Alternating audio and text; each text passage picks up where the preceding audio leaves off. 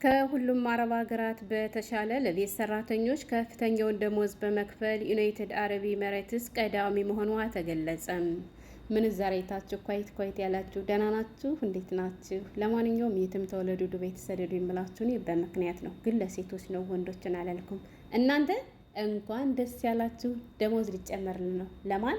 ለኛ በአረብ ሀገር ላለን ልጆች ማለት ነው። ብሶታችን ወይም ደግሞ በደላችን የዓለም መንግስት አውቆልናል። የወጣ መረጃ አለ። ሙሉውን መረጃ ላካፍላችሁ። አሰላሙ አለይኩም ወራህመቱላሂ ወበረካቱ። ክርስቲያን ወገኖቼ ሰላም ብያለሁ። እንዴት ናችሁ? እኔ ያለው አልሐምዱሊላ። መይሙ ሸቃሊት ነኝ። ዛሬም በአዲስ ቪዲዮ መጥቻለሁ። አብራችሁን ቆዩ። ለቻናሉም አዲስ ከሆናችሁ ላይክ፣ ሰብስክራይብ በማድረግ ቤተሰብ ሁኑ። ውድ ቤተሰቦች የሀገሬ ልጆች እንግዲህ ዛሬ ለየት ባለ ቪዲዮ ነው የመጣሁት።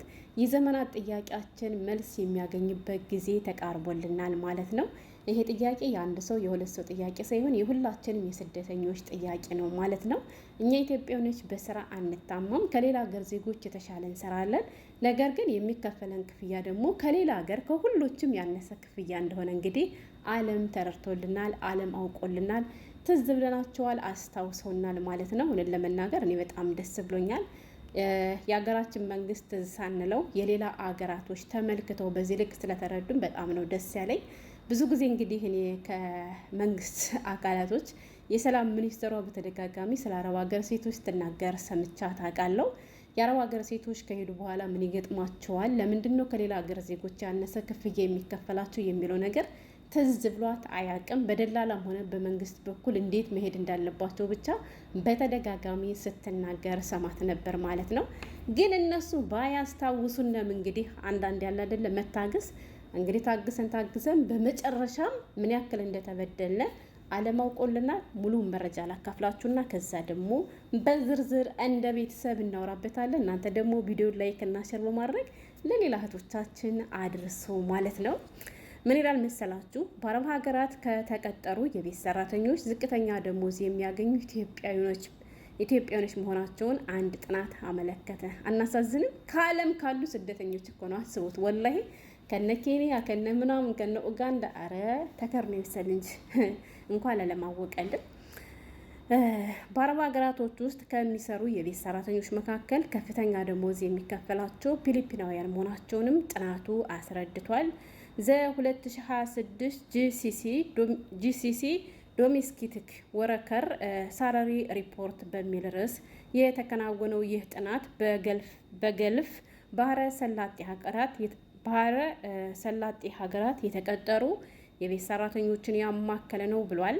መረጃውን ለማዘጋጀት በስድስቱ የገልፍ ባህረ ሰላጤ ሀገራት ውስጥ ያሉ 2100 የመንግስት ምንጮችና ፍቃድ ያላቸው ኤጀንሲዎችም የተገኘ መረጃ ጥቅም ላይ ውሏል። በጥናቱ በቤት ሰራተኞች፣ ሞግዚቶች፣ የምግብ አብሳዮችና ሹፌሮች ደሞዝ ላይ ያተኮረም ነው።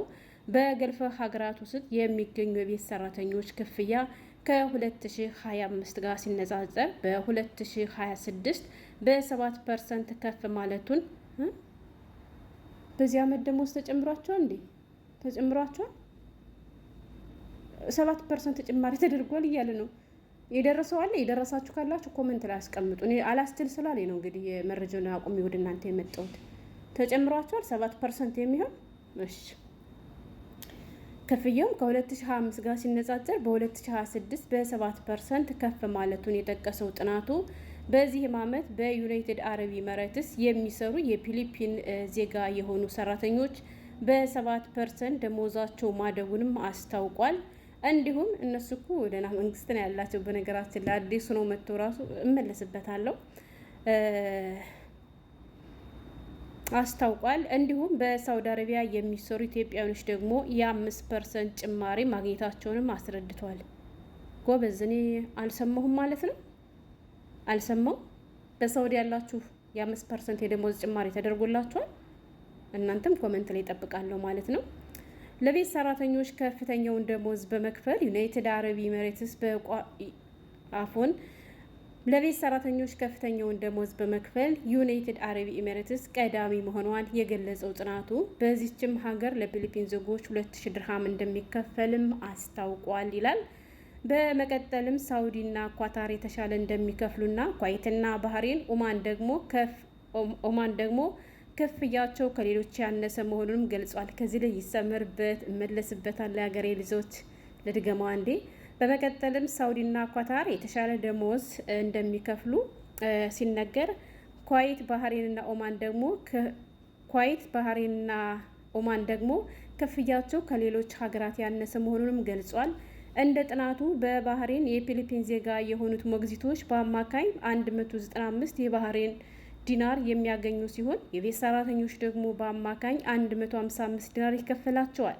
የኢንዶኔዥያ ቤት ሰራተኞች ደግሞ የሚያገኙት አማካኝ ደሞዝ 125 ዲናር ነው። የህንድ ቤት ሰራተኞች በአማካኝ 115 የባህሬን ዲናር እንደሚያገኙም የጠቀሰው ጥናቱ ኢትዮጵያውያኖች ደግሞ በአማካኝ ከ105 ዲናር እንደሚያገኙና እስከ 90 ዲናር ድረስም እንደሚቀጠሩ አስታውቋል። አስቡት ማለት ነው። ጥናቱም አስከትሎም በኩዌት የቤት ሰራተኞች በአማካኝ 145 የኩዌት ዲናር እንደሚከፈላቸውም ገልጿል። የኢትዮጵያውያኖች ግን 95 ዲናር እየተከፈላቸው መሆኑንም ጠቅሷል። በኳታር የቤት ሰራተኞች አማካኝ ክፍያ 1900 ሪያል መሆኑንም ጠቅሷል። ከየት መጥቶ እኔም አላውቀው ህግ አለ። ቆይ እውነት መሆኑንም ጠቅሷል። የኢትዮጵያውያኖች ደግሞ 1300 መሆኑንም አስረድቷል። በሌላ በኩል በኦማን የኢትዮጵያ ሰራተኞች 97 የኦማን ሪያል እንደሚያገኙም ጠቅሶ በሀገሪቱ ውስጥ የቤት ሰራተኞች አማካኝ ደሞዝ 145 ሪያል እንደሆነም አስታውቋል። ኳታር ሄዳችሁ ልጆች 1300 ነው የሚከፈላችሁ። አዲስ ሲሆናችሁ ወደ ኩዌት ሄዳችሁ ወደ ኩዌት ሳይሆን ወደ ኳታር ሄዳችሁ 1300 ነው የሚከፈላችሁ። እንግዲህ ሀገሬ ልጆች እንደሰማችሁት ነው። ፊሊፒኖችን እንኳ ከሌላ ሀገር ዜጎች ጋር ማወዳደር አንችልም። ምክንያቱም እነሱ ጀግና የሆነ መንግስት ነው ያላቸው። ለዜጎቹ ያለው ነገር ይለያል። ወላሂ አንዲት የቤት ሰራተኛ እንኳን የሆነ ነገር ደረሰባት ከተባለ ከዚው ካለችበት ድረስ የልኡካን ቡድናቸውን ልከው አረቦቹን ማጅራታቸውን አስረው ነው እንደፈለጉ አሽከርክረው ዜጋቸውን የሚቀበሉ። ሙታም ከሆነ ታማም ከሆነ በምትፈልገው መንገድ የሚገባትን ነገር እንድታገኝ የሚያደርግና የፊሊፒን መንግስት ከሌሎች ጋር ለማወዳደር የማይቻል ነገር ነው። አይደለም ከኛ ሀገር መንግስት ጋር ይቀርና እንግዲህ እንደሰማችሁት ከነ ኢንዶኔዥያ አስባችሁታል። ከፊሊፒንና ከኢንዶኔዥያ ጋር ሰርቶ የሚያውቅ ሰው አለ? አረቦቹ ራሱ ጠንቅቀው ያውቃሉ። ጠንቅቀው የሚያውቁት ምንድን ነው? በስራ እንደ ኢትዮጵያኖች የሚሰራ የለም። ግን ከኛ አንድ የሚጠሉት ነገር ምንድን ነው? መጥላት ሳይሆን ያኔ በቃ ሀራኖች ናቸው የሚባለው ነገር ነው። ገብቷቸዋል። እኛ ሀበሾች ደረቆች ነን፣ ማስመሰል አንችልም። ትኩረት የምናደርገው ስራችን ላይ ብቻና ብቻ ነው ማለት ነው። አረቦች ደግሞ ብዙ ጊዜ እንደምላችሁ ከስራ በላይ ፊት ይመለከታሉ። እነ ፊሊፒን ኢንዶኔዥያ ደግሞ ይችሉበታል። ናም መዳም፣ የስ መዳም፣ ጉድ ሞርኒንግ መዳም፣ ጉድ ናይት መዳም እያለች በአፏ ብቻ እየለፈለፈች እንግዲህ በእርግጥ የደሞዛቸውን ጉዳይ እነሱ ሳይሆን የወሰኑላቸው፣ እነሱ ሳይሆን እንደዚህ ይገባቸዋል ብለው ያደረጉላቸው መንግስታቸው ነው ማለት ነው። እና እንግዲህ ውድ ቤተሰቦች እውነት ለመናገር እኔ በጣም ደስ ብሎኛል። በጣም ደስ ያለኝ ነገር ምንድን ነው? እስከ ዛሬ ድረስ በዚህ ልክ መበደላችን ራሱ የዓለም መንግስት ስላወቀልን በጣም ደስ ብሎኛል። ወላሂ ነው የምላችሁ። ከሁሉም በአረብ ሀገራት ተቀጥሮ ከሚሰሩ ከቤት ሰራተኞች ኢትዮጵያኖች፣ ያ ማለት እኮ ዝርዝር ውስጥ አልገቡም እንጂ ከነ ኬንያ ከነ ኡጋንዳ ማለት ነው። ሽንኩርት እንኳን እንዴት መክተፍ እንደሚቻል የማውቁ ዜጎች ጋር እኛ ራሱ የነሱ የበታችሁ ነው ክፍያ የሚከፈልን። ከሁሉም የተሻለ እንሰራለን፣ ከሁሉም ያነሰ ደግሞ ይከፈልናል። እንዳልኳችሁ ግን በመጨረሻም ቢሆን እንደዚህ እንደተጎዳነ ስለታወቀልን በጣም ደስ ብሎኛል።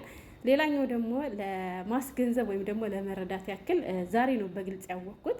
ብዙዎቻችን የኩዌት ምንዛሬው ከፍተኛ ስለሆነ ወደ ኩዌት መሰደድን ብዙዎቻችን እንፈልጋለን የተሻለ ስለሚመስለን። እኔ ግን አስቤ አላቅም። ለምን ብትሉ ዙሮ ሲመነዝር አንድ ነው የሚሆነው። እነሱ 95 ዲናር የሚከፈላቸው ከሆነ ከዚህ መታችሁ 1000 ወይም 1000 ምናምን የሚከፈላችሁ ከሆነ እኩል ይሆናል ብዬ ስለማምን ማለት ነው። እንደሰማችሁት እንግዲህ ከሁሉም አረብ ሀገራቶች በምንዛሬ ሲሆን ለሰራተኛ ጥሩ ክፍያ የምትከፍል ሀገር ዱባይ እንደሆነች ነው የተናገረው ማለት ነው። ከዱባይም ቀጥሎ እንግዲህ ሳውዲና ኳታር ነው ተብሏል ማለት ነው።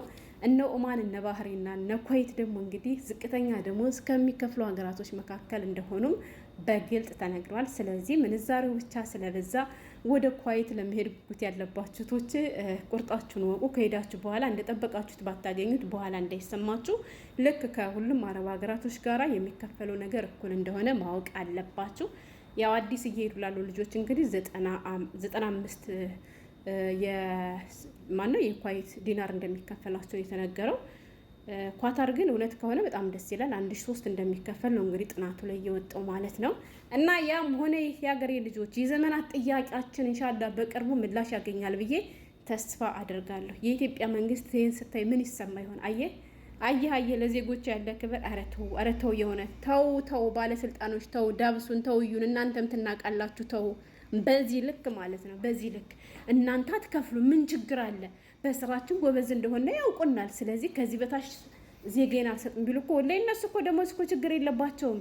ምክንያቱም አንድ ሀገር ያጸደቀው ህግ ከሆነ እነሱ ደግሞ በህጋቸው ድርድር አያውቁም። በሀገራቸው ህግ እንዴት እንደሚሆን እናያለን። ስለዚህ እኛ መንግስትም ቢያንስ መነሻ 1500 ይደረግልን። የእውነት አዲስ ለሚመጡቶች 1500 ይደረግልን ሀላስ። ከዛ ደግሞ በየ2 አመቱ ቢያንስ የ300 የ200 ጭማሪ ይደረግልን። እኛ ብሶናል። ሀገራችን እንዳንገባ ምን ሰላም አለ? ምን የሚያስገባን ነገር አለ? ስለዚህ ከዚህ ሆነ እንድንሸቅል የደሞዝ ጭማሪ ይደረግልን። ፕሊስ ሸር ጎዳ ሁልሽም ሰምተሻልሽ። እና ይሄን ላካፍላችሁ ብዬ ነበር የመጣሁት። ለእናንተ ስል የማልከፍለው ዋጋ የለምና ለ10 ደቂቃ ሙኬፍ አጥፍቼ ልሞት ደርሼላችኋለሁ። ወላሂ ነው የምላችሁ። በውጭ የምትሰሩ ወንድሞች የሀገሬ ልጆች አላህ ያግዛችሁ። እንዴት እንደምትችሉት እኔ ቤት ውስጥ ቆይቼ ውሎ ሙኬፉ ተከፍቶን የዋለ ቤቱ ቀዝቅዟል፣ ግን ያም ሆኖ አልቻልኩም።